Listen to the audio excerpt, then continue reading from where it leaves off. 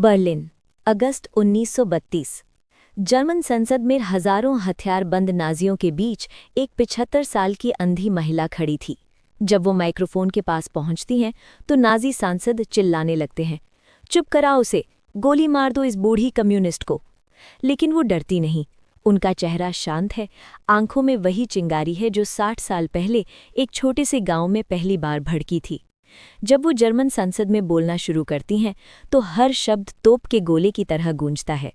बेशक उनकी आवाज़ कमज़ोर है, लेकिन वो हिटलर के हथियारबंद नाजियों के सामने बिना डरे फाशीवादी हत्यारों के खिलाफ खुलकर भाषण देती हैं।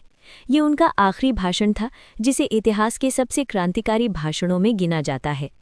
तो कौन थी ये महिला? इनके बारे में जानने के लिए हमें 75 साल पीछे 1857 की जर्मनी में जाना होगा। जर्मनी का सैक्सनी इलाका, छोटा सा गांव वीडेराउ।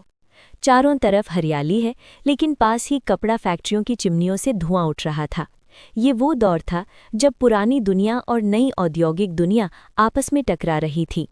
इसी गांव में 5 जुलाई सन 1857 को एक बच्ची का जन्म होता है, जिसका नाम क्लारा जोसेफिन आइजनर रखा जाता है।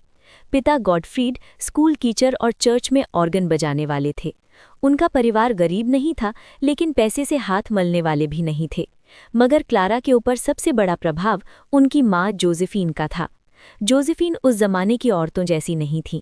फ्रांसीसी क्रांति के आदर्श, आज़ादी, बराबरी, भाईचारा उनके खून में थीं। उन्होंने गांव में महिला शिक्षा समिति बनाई थी, जहां औरतें पढ़ना लिखना सीखती थीं और अपने अधिकारों पर बात करती थीं। इन सब बातों से साफ पता चलता है कि क्लारा को बचपन से ही एक जागरूक और क्रांतिकारी माहौल मिला था। इसी माहौल ने उनके मन में अन्याय और असमानता के खिलाफ सवाल उठाने की आदत पैदा की। आगे चलकर यही सोच क्लारा को समाजवाद, मजदूर आंदोलन और महिलाओं की मुक्ति के संघर्ष की ओर ले गई, और वही छोटी सी लड़की इतिहास की एक बड़ी क्रांतिकारी नेता बन गई, क्लारा ज़ेटकिन। 1872 में क्लारा ज़ेटकिन का परिवार लीप्जिग शहर आ गया। क्लारा अपनी पढ़ाई को जारी रखते हुए महिलाओं के एक प्रतिष्ठित टीचर्स कॉलेज में दाखिला लेती है। इसी कॉलेज से उनकी जिंदगी बदलने वाली थी। लीप्जिग में क्लारा की मुलाकात कुछ रूसी छात्रों से होती है। ये रूसी छात्र क्रांतिकारी छात्र थे, जो ज़ार के दमन से भागकर यहाँ आए थे। ये रूसी छात्र सड़कों पर भाषण नहीं देते थे, वे गुप्त बैठकों में इकट्ठा होते थे। उनके पास किताबें थीं, पर्चे थे और एक नया नया विचार था, समाजवाद। इनमें सबसे खास छात्र था ओसिप ज़ेटकिन। ये ओडेसा का क्रांतिकारी छात्र मजदूरों के बीच रहकर आया था। इसने जेल काटी थी और अब जर्मनी में देश निकाला की जिंदगी जी रहा था। जब ओसिप और क्लारा के बीच दोस्ती ज्यादा बढ़ती है तो ओसिप क्लारा को कार्ल मार्क्स की किताबें देता है और समझाता है कि समाज में अमीर गरीब का फर्क कोई प्राकृतिक बात नहीं है, ये सिस्टम है, पूंजीवादी सिस्टम, और इसे बदला जा सकता है। 1882 में Clara socialist workers party join कर लेती है। उस समय जर्मनी के ज़्यादातर राज्यों में महिलाओं को राजनीतिक संगठनों में शामिल होने की इजाज़त नहीं थी, लेकिन क्लारा को परवाह नहीं थी। उसी साल बिस्मार्क ने समाजवादियों के खिलाफ एंटी सोशलिस्ट कानून लागू कर दिए। पार्टी पर पाबंदी लग गई, अखबार बंद कर दिए गए, नेताओं को जेल में डाला गया और ओसिप को देश निकाला मिल जाता है। क्लारा के सामने विकल्प थे, चुप रहो और सुरक्षित जीवन जियो, या सब कुछ छोड़ो और एक नई क्रांतिकारी जीवन चुनो जो हथेली पर जान लेकर चलने की तरह था। क्लारा एक क्रांतिकारी जीवन चुनती है और ओसिप के पीछे चली जाती है। सन 1882 में जब क्लारा और ओसिप पेरिस गए तो पेरिस में उनकी जिंदगी आसान नहीं थी। क्लारा और ओसिप ने कभी शादी नहीं की। क्लारा डरती थी कि कहीं ओसिप के साथ शादी करने से उसकी जर्मन नागरिकता न चली जाए, लेकिन उन्होंने ओसिप का नाम अपना लिया और अब वो क्लारा ज़ेटकिन बन गई थी। उनके 2 बेटे थे, मैक्सिम 1883 और कोस्त्या 1885। पेरिस में क्लारा को पैसों की तंगी से गुजरना पड़ा। परिवार को चलाने के लिए क्लारा ट्रांसलेटर और पत्रकार के रूप में काम करती थीं, लेकिन इन मुश्किल हालातों के बीच भी वे अंतर्राष्ट्रीय समाजवादी आंदोलन से गहराई से जुड़ती चली गई और अलग अलग देशों के समाजवादी नेताओं और कार्यकर्ताओं के संपर्क में आईं। सन 1889 में द्वितीय सोशलिस्ट इंटरनेशनल की स्थापना हुई और पेरिस में अंतर्राष्ट्रीय सम्मेलन आयोजित किया गया, जिसमें क्लारा को महिलाओं के सवाल पर बोलने का मौका मिला, जो उनके जीवन का एक महत्वपूर्ण मोड़ साबित हुई। इस सम्मेलन में दिए गए अपने मशहूर भाषण में उन्होंने मध्यम वर्गीय महिला आंदोलन यानी बूर्जवा नारीवाद से साफ तौर पर अलग रास्ता अपनाने की बात कही। वो मंच पर खड़ी होकर कहती हैं, महिलाओं की आज़ादी कोई अलग मुद्दा नहीं है, ये मजदूर वर्ग के संघर्ष का हिस्सा है। जब तक पूंजीवाद है, महिलाओं की असली मुक्ति नहीं हो सकती। बूर्जवा नारीवाद अमीर औरतों के लिए है। हम बात कर रहे हैं उन लाखों मजदूर महिलाओं की जो फैक्ट्रियों में 14 घंटे काम करती हैं और फिर घर पर भी गुलाम हैं। ये भाषण उनकी पहचान बन जाता है। 1889 में लंबी बीमारी के बाद ओसिप की मृत्यु हो गई। क्लारा अपने 2 छोटे बच्चों के साथ अकेली रह गईं। जेब में पैसे नहीं थे, मगर वो हारी नहीं। 1890 में जर्मनी में एंटी सोशलिस्ट कानून खत्म हो गया और क्लारा वापस जर्मनी लौट आईं। वो अपने 2 बेटों के साथ स्टुटगार्ट में बस गईं। अब वो एसपीडी, सोशल डेमोक्रेटिक पार्टी की सक्रिय कार्यकर्ता थीं। उन्हें पार्टी के महिला अखबार डी ग्लाइकहाइट का संपादन सौंपा गया। उन्होंने इस अखबार को सिर्फ एक सामान्य समाचार पत्र नहीं रहने दिया, बल्कि इसे एक राजनीतिक जागरूकता फैलाने का मजबूत जरिया बना दिया। उस समय कई महिलाओं की पत्रिकाओं में फैशन, घर गृहस्थी या हल्के-फुल्के विषयों की बातें छपती थी, लेकिन क्लारा ने जानबूझकर ऐसे हल्की खबरों से दूरी बनाए रखी। इसके बजाय उन्होंने अखबार में मार्क्सवादी विचारों की चर्चा, मजदूरों की काम की परिस्थितियां, हड़तालों की खबरें और सामाजिक राजनीतिक विश्लेषण छापे। क्लारा चाहती थीं कि ये अखबार मजदूर वर्ग में जागरूकता और शिक्षा फैलाए, ताकि वो बराबरी और आज़ादी की लड़ाई का नेतृत्व कर सके। यानी ये सिर्फ खबरों का माध्यम नहीं, बल्कि मजदूर आंदोलन का एक राजनीतिक स्कूल था। क्लारा अपने समय से काफ़ी आगे की सोच रखती थी। उन्होंने कार्यस्थलों पर महिलाओं के साथ होने वाले यौन उत्पीड़न यानी सेक्सुअल हरासमेंट की समस्या को भी खुलकर उठाया। उन्होंने ट्रेड यूनियनों से कहा कि वो अपनी महिला सदस्यों को मालिकों और सहकर्मियों की अशोभनीय हरकतों से बचाने के कदम उठाएं। 1914 तक इस अखबार के 1,25,000 पाठक थे, जो उस जमाने का रिकॉर्ड है। इसी दौरान क्लारा ने एडवर्ड बर्नस्टीन के रिविजनिज्म का कड़ा विरोध किया। बर्नस्टीन का मानना था कि समाजवाद धीरे धीरे सुधारों के जरिए आएगा और पूंजीवाद को खत्म करने के लिए किसी क्रांति की जरूरत नहीं है। लेकिन क्लारा का कहना था कि ये एक खतरनाक भ्रम है। समाजवाद तभी आएगा जब पूंजीवाद का जड़ से खात्मा होगा। अगस्त 1910 में डेनमार्क के कोपेनहेगन में एक अंतर्राष्ट्रीय महिला सम्मेलन हुआ, जिसमें क्लारा ज़ेटकिन ने प्रस्ताव रखा कि हर साल एक महिला दिवस मनाया जाए, जहां मजदूर महिलाएं अपनी मांगें उठाएं, वोट का अधिकार, बराबर मजदूरी और काम की सुरक्षा। 17 देशों की 100 महिलाओं ने इसमें हिस्सा लिया और इस विचार को मंजूरी दी। इस विचार की प्रेरणा 1908 की न्यूयॉर्क की कपड़ा मजदूर महिलाओं की हड़ताल से मिली थी, जहां हजारों महिलाओं ने कहा था, हमें रोटी चाहिए और गुलाब भी। मतलब सिर्फ जीना नहीं, सम्मान से जीना है। पहला अंतर्राष्ट्रीय महिला दिवस 19 मार्च 1911 को मनाया गया।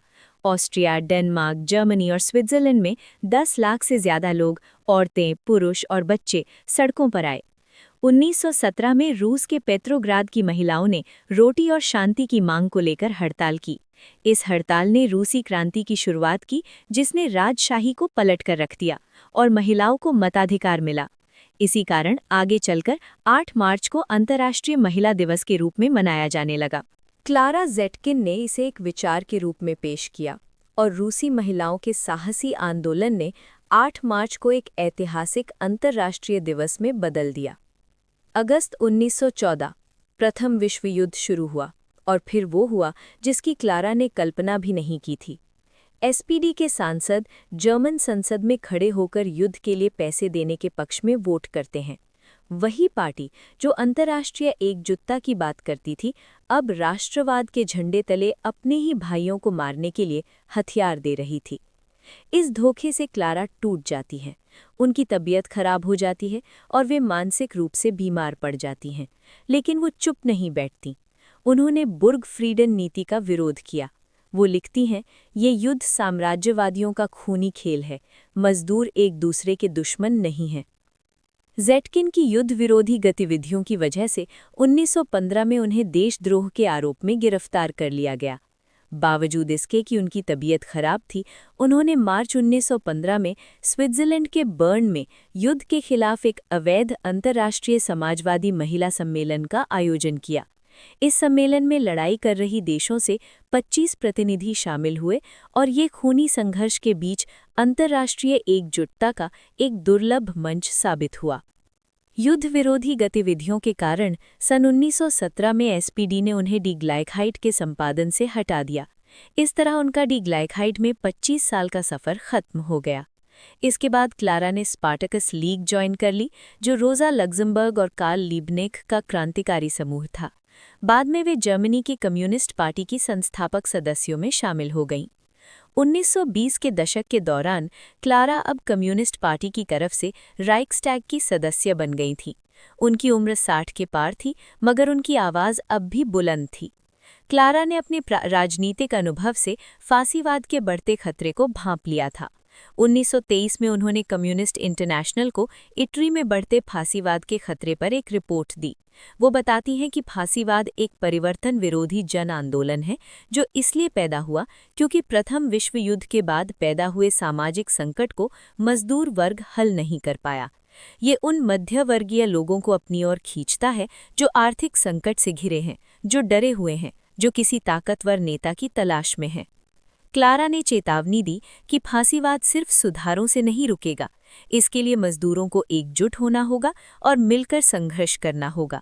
उनकी ये रिपोर्ट इतिहास में फांसीवाद पर पहले मार्क्सवादी विश्लेषणों में गिनी जाती है। हम वापस आते हैं अगस्त 1932 राइक्सटैग में। क्लारा का भाषण खत्म होता है। नाजी सांसद गुस्से में चिल्ला रहे थे, मगर क्लारा मुस्कुरा रही थी, क्योंकि उन्होंने वो कर दिया था जो वो चाहती थी, इतिहास के सामने सच रखना। अगले साल जनवरी 1933 में हिटलर को चांसलर बनाया गया, जिसे क्लारा का अब जर्मनी में रहना खतरनाक हो गया। वे आखिरी बार सोवियत संघ जाती हैं, अपने बेटे मैक्सिम के पास, जो मॉस्को में डॉक्टर था। 20 जून 1933 को मॉस्को के पास आर्खांगेल्स्कोए में क्लारा ज़ेटकिन का निधन हो गया।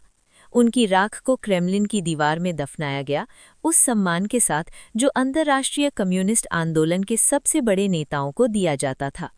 आज भी जब 8 मार्च को दुनिया भर में महिला दिवस मनाया जाता है, तो कम ही लोग जानते हैं कि ये दिन किसकी देन है। क्लारा ज़ेटकिन ने 2 बड़े आंदोलनों को जोड़ा, समाजवाद और नारीवाद। उन्होंने सिखाया कि महिलाओं की आज़ादी सिर्फ कानूनी अधिकारों से नहीं आती, वो आती है आर्थिक आज़ादी से, शोषण के खात्मे से, पूरी व्यवस्था के बदलाव से।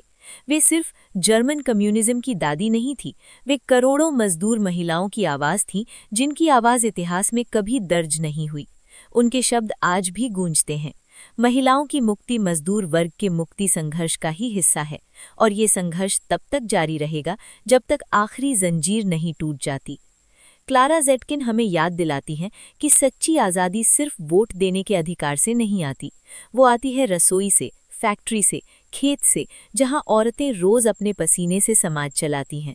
जब तक उनके हाथों में मेहनत की कमाई का हक नहीं, घर के काम का बंटवारा नहीं, शोषण से मुक्ति नहीं, तब तक कोई भी महिला दिवस अधूरा है।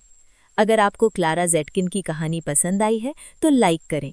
ऐसी कई और क्रांतिकारी महिलाओं की अनसुनी कहानियां सुनने के लिए इस चैनल को ज़रूर सब्सक्राइब करें।